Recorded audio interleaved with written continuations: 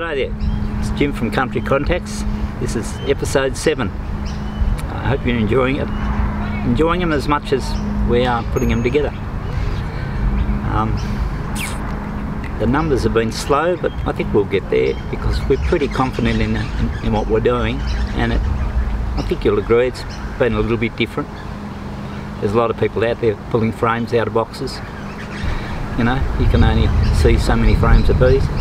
Anyway, I've got a few things to show you here today. I'm not sure how I'll name this episode, but it's about some hardware that I've put together, and I guess you could call it innovations. So my own little ideas. Now, that won't be for everybody, but for, you know, men and ladies out there that are handy in the shed, you might like to pick up on a few of these ideas. So I'm going to show you a few different things today. No bees today. No bees are going to be harmed today. We've picked a nice quiet reserve in between two Canberra suburbs here today. We're actually in Gowrie, the ACT. And we've made a mistake other times of being too close to a road. There is one chap mowing his lawn over there, but I think that'll be okay. So we've just picked this spot, so it's nice and quiet, and I hope you enjoy the ambience. I'm under a tree, it's called the native cherry. It's called the native cherry. You can actually eat the small berries in the summertime.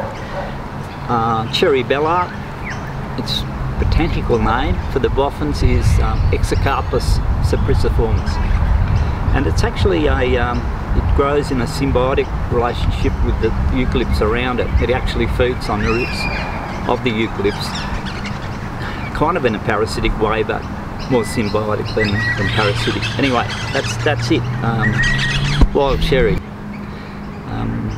This one would probably be 40 years old. Has a beautiful timber, but it's a bit uncontrollable. I've tried to make things out of it, twists and plays up. Anyway, we're meant to be talking about bees. What I want to show you first, this what I'm sitting on is what I carry with me from now on. So we've just gone into spring here in Australia, and I carry this with me now in case I need to catch a swarm. So this is my swarm catching box. I think you'll get that brand anywhere in the world. It's on wheels, which is handy, and it's got a few of my little variations. I'm a big fan of the stainless steel sink strainer. They make really good vents. They're glued in, and they used to be cup holders there, but I've glued the vents in. Another vent down the bottom, just for a bit more flow through ventilation. On wheels, like I said. And this end is the business end, so once you get the most of the swarm in there, hopefully they'll do a walk up into there. And then to seal them in, I've settled, and you'll see this on the other bits of equipment too, I've settled up on this plumber's thread, brass plumber's thread, 3/4 BSB if you into all that, and that makes it easy to lock them in for the transportation home using a 3/4 BSB plumber's cap. It screws on like so. Now inside, it wasn't quite the right. You need to put something in there for them to stand on, because it's pretty uncomfortable for them. So but it wasn't quite the right. It was a little bit too, I think it was a little bit, yeah, too short. So I've actually had to modify these frames a little bit, cut them, take a piece out and dowel them. So that's, you know, nothing flash in there. That's just what I've done, and a couple of frame hangers on either side. And I've used this a number of times. I found it really handy. Once you push the lid down, and once you screw that cap on, that's it, they're in. And even if you can't deal with them the next day or for a few days, it's not too bad because you've got that ventilation, and but you need to get them out there fairly quickly and into a normal hive. So that's the first thing I wanted to show you today. So we'll move on now to the next little bit of equipment. Okay, so you've seen my swarm catching box, which I carry with me in the car. I caught one last week actually, by the way, but that's another matter. After this last lot of rain there'll be more, so I carry that with me. Now what I wanted to show you now is what I like to do with my hives. Some of you will find this a bit academic, but anyone that's handy can use it, some or any of these ideas. So this is a normal single box, Langstroth box, with a few little variations of my own. Starting from the bottom, the baseboard, I use, it's called Scion. It's a James Hardy product, and it's what they use in bathrooms. So it's a permanent thing. You won't ever have any trouble with it rotting out or anything like that, because it's designed to be wet. It's Scion. A little bit hard to work with, but if you're handy, you won't have any trouble. Again, with the permanency in mind, galvanised runners, 50 by 50 RHS with end caps. You see these end caps all the time on fences. So 2-inch square for the Imperial guys. And I've firmed up on these little fellas. I get them bulk from our Chinese cousins, and I just find them really handy to keep it all together, especially in transit. Don't rely on them completely, but they're pretty damn good. Now, I've just got an empty box here today. So that's what I like to do. You all know what frames look like, so I didn't worry about that. Now, if you are using these clasps, what you want to do, or what I do, I've made up a jig.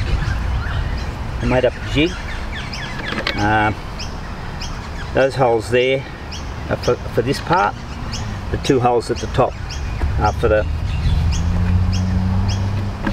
that part. And by using a jig, I place it on there, mark it, and drill through those holes. By doing that, all the components are interchangeable with other boxes. If you just tried to wing it, you'd find you had boxes that didn't, or lids that didn't fit on boxes, that type of thing. So it doesn't have to look like that, but that's what I've done. I always work from the right. It's got a right angle, and Bob's your uncle. So that's just another little thing I made. I don't worry about trying to make the box. People have been perfecting this for years, dovetailing and all that, so I buy these flat packed from my good friends at Braidwood. One downside people might say, it's very heavy, but to me that's a good thing, because although we don't have bears in Australia, we've got a lot of kangaroos, more kangaroos than people, and once the males start fighting, they're pretty clumsy, and I've had boxes knocked over by kangaroos. So that's, and of course no wind is ever going to blow that over. In addition to these clasps, the bees will do their own thing, and they'll propylize any little cracks. So even when you pop these clasps open, you still got to get your hive tool in there and crack it, because they're so good at it. So that's that. I'll just sit down for a minute and show you again. So this is just a bit easier to manoeuvre. So this is a 5-frame nucleus base. Same deal. Scion, spelled S-C-Y-O-N. 50 by 50 RHS runners, fence caps, and these classed. Later on Jess will do she'll zoom in, but they are, the code is 4001, and I find them the best size. Once again, can either use push on cap or the one I showed you earlier, a screw on cap, 3/4 BSP. The one downside of this, but I live with it, that one downside of that is in here you've got to have it up a little bit, so that means that it's a little bit harder for them to clean their baseboard, but they seem to forgive me for that. You've got to have it up a little bit just so you can use the hole saw.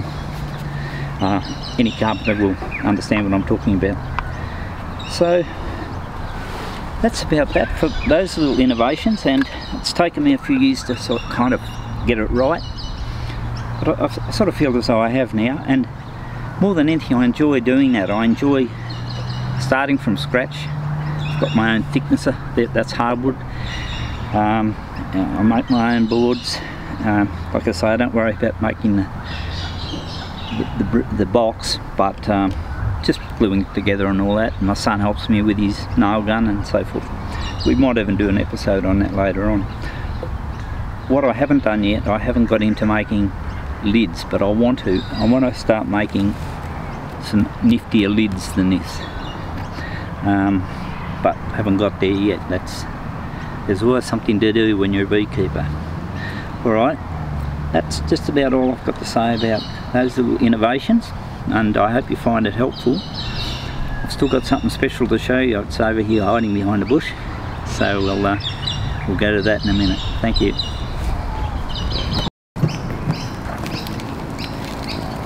Now for something different. This is my super hive. I had to send the girls on holiday, so I'll show you this. They weren't very happy. So what this is a musician's box, like a roadie's box, or carry it, a drum kit or something like that. I picked it up at the Lucky Shop, 15 bucks. And I figured it was just about the right size, and it is. Has these 4 nice cam type closures. Okay. So it's weather tight. It's also well insulated. The bees just love it.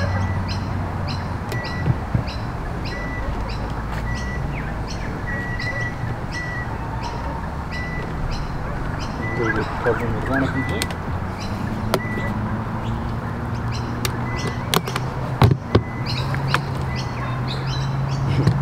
Cut some of this out.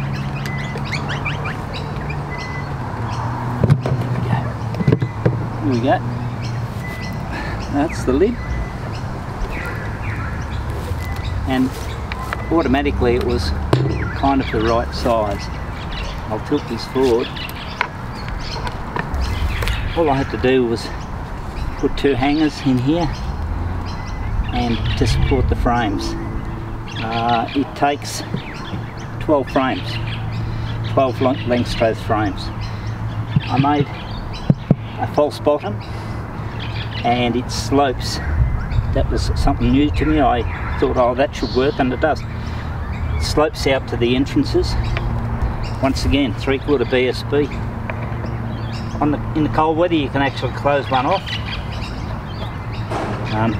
If you want to move it, you're in left 4 feet or 4 miles, when you want to move it, you can close them off the night before, 2 caps, and move them. Just a little bit of scrap aluminium that all men have got to have a metal scrapyard. That just fits the bill perfectly. And like I was saying earlier, 50 by 50 gel runners, caps, so it's up out of the spiders and the ants. And that's it. That's my super hive. And what I use this for is as a resource hive. I've got a really big colony of bees that normally live in here, so it's a resource hive in that if I need to get some frames of brood and put them into a weaker hive, I take them from here. It's not so much for honey production because there's 12 frames and the queen can get on any of them. There's no, you can't fit an excluder. So it is very much just a hive, a home for the bees, and like I say, a resource hive. And it was quite funny taking them out of here and putting them into a smaller box. They weren't happy. So I'll just put that lid back on. The rest of it's pretty self-evident. Jess might get some close-up shots later on so you get the idea, but this lid is lovely and watertight. The clasps go on. Except for more fingers and thumbs. And it just tightens up. Same at the back. So that's it. That's my super hive. Pretty pleased with that, and that'll see me out. There's nothing about that that's going to deteriorate, and that's what I really like. Don't have to paint it. That's just how it is. So there's just another little idea. If you see something that's around about the right size, have a go, convert it, you know. So yeah, that's our little episode on innovations. I hope you take something from that. I hope it not too boring, and I'm sure that Jess will find some bits and pieces to tack in to make sure it wasn't boring. Thanks very much for watching, and keep on watching, and please spread the word, because numbers aren't fantastic, but we'll get there eventually. It's only been 7 episodes. Anyway, we're happy with what we're doing. It's all good fun. Okay, cheerio. I'm out of here.